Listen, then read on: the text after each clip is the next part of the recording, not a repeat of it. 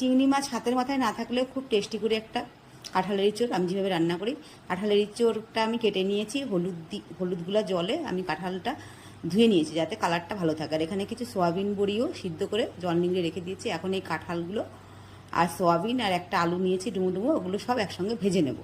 ভেজে লাল লাল করে একটু তুলে রেখে দিয়েছি।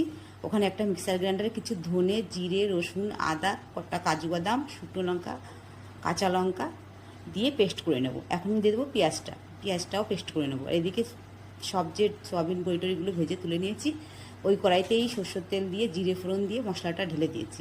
মশলাটা ভালো করে কষিয়ে 1 কাপ মতো দুধ দিয়ে দিয়েছি। যখন কষানো হয়ে গেছে কাঁঠালগুলো দিয়ে আর একটু কষিয়ে নেবো ঢেকে ঢেকে, যাতে সিদ্ধ হয়ে যায়। সিদ্ধ আমার হয়ে গেছে, এখন আমি দিয়ে দেবো গরম জল। গরম জলটা দিয়ে দিয়েছি। এখন কিছু এলাচি বেটে নামানোর আগে দিয়ে দেবো। লবণ হলুদ তো দেওয়াই আছে,